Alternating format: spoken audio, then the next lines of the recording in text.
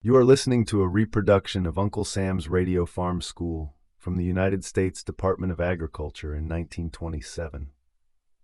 Disclaimer: do not assume content reflects current scientific knowledge, policies, or practices. This broadcast was aired on the 3rd of January of 1927. Before we begin this broadcast, we wanted to inform you that we could not find any archived class material for this particular course. We will, however, provide bulletin number 1487 titled Practical Hog Houses. You can find a link below for this document. Lastly, due to the algorithms of our software, we could not generate the word sow the way it is supposed to be said in the program. In the next lesson in the United States Radio Farm School, we're going to talk hog houses.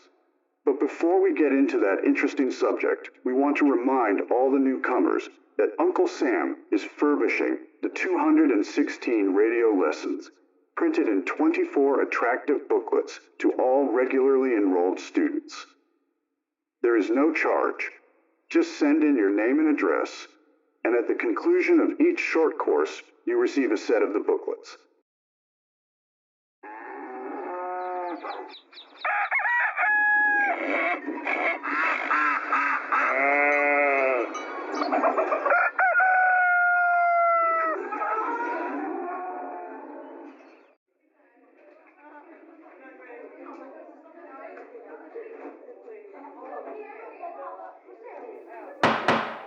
The class will be in order. Let's see. We were going to talk about hog houses. Grimes. Yes, sir. What kind of shelter do you have for the hogs on your place? I've got an old shed. It's not much, but I guess it's good enough for a hog. Do you think anything's good enough for a hog, eh? Do you remember that old story about the 3 pigs? Do you recall that the first little pig built himself a house out of straw? The wolf came along. He blew down the house and ate that pig. The second little pig made his house out of sticks. The wolf got him too. But the third little pig built his house of brick. It had a chimney too, don't forget the chimney. The wolf couldn't get into that house. Finally, you remember, the wolf tried to come down the chimney. The little pig fired up. That was the end of Mr. Wolf. There is a lesson in that juvenile story for the hog raiser. The good, substantial, warm, dry, and well-ventilated hog house helps to keep the wolf away. It means bigger profits. And as for that chimney we were just talking about, you will see the reason for it if you will glance at the animals on your farm. Look at the horse and fowl, the cow and calf, and the sheep and lamb. They all have good coats to shelter them from bad weather. But little pigs are almost naked. Central farrowing houses, which provide for a number of sows under one roof, should be built with brick chimneys, so that stoves may be placed in the alleys between the pens to furnish heat in cold, damp weather. We've been slow coming to it, but a good many farmers now are using the same plan as the wise little pig in the story. In fact, they've even improved on his house. They realize now that sunlight is a great factor in getting little pigs started right. They plan for plenty of sunshine. What is it, Woodford? Just how are those central farrowing houses arranged? Well, there are 2 types. One type has 2 rows of pens with an alley between. The other type has 1 row of pens with an alley back of them. For cold climates, both types are built extending lengthwise east and west. They have windows arranged in the south wall and in the roof, so that the pens will get the greatest amount of sunlight. Yes, Coates? What is the difference for southern conditions? Well, for southern conditions, the central farrowing house need not be so warmly built. But it should be substantial and weatherproof. It should be made higher so as to provide more airspace above the animals in warm weather. It should have no roof windows. It should be lighted from the sides, and should extend north and south with outside feeding pens on each side. It should, however, also have a chimney so that heat can be supplied when needed. In fact, all central houses, regardless of climate, should have outside pens for feeding sows with suckling pigs. They also make for cleaner and drier inside pens. Professor, what kind of flooring would you put in those houses? That's a very important question, Woodford. Many hog raisers claim that concrete is too damp and cold.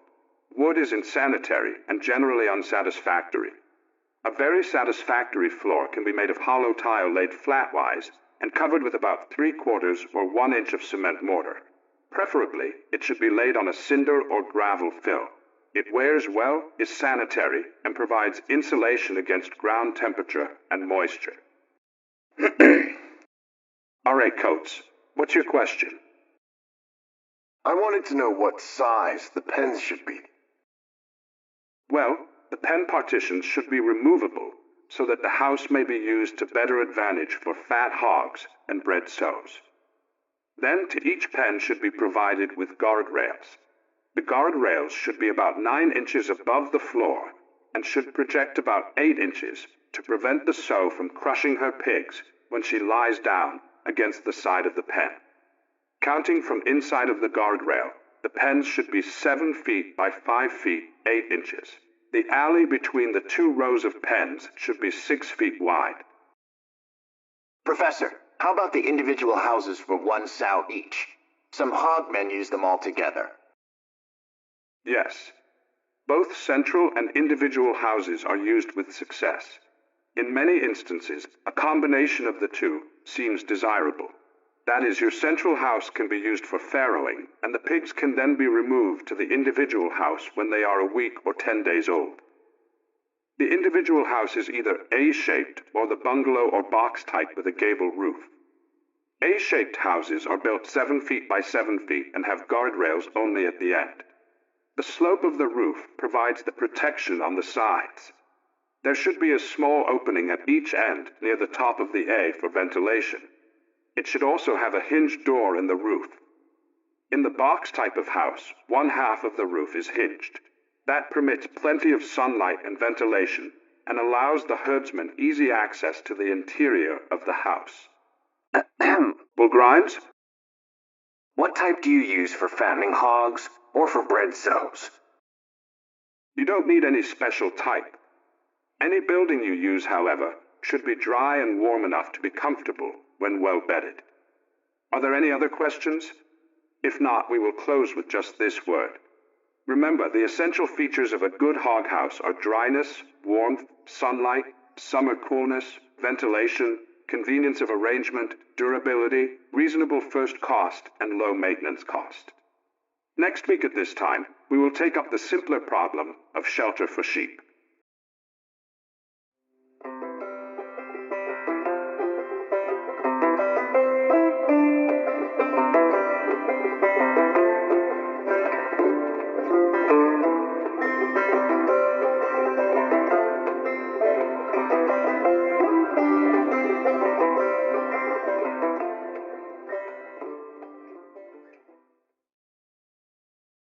This show was researched and produced by BreakAway Empire LLC.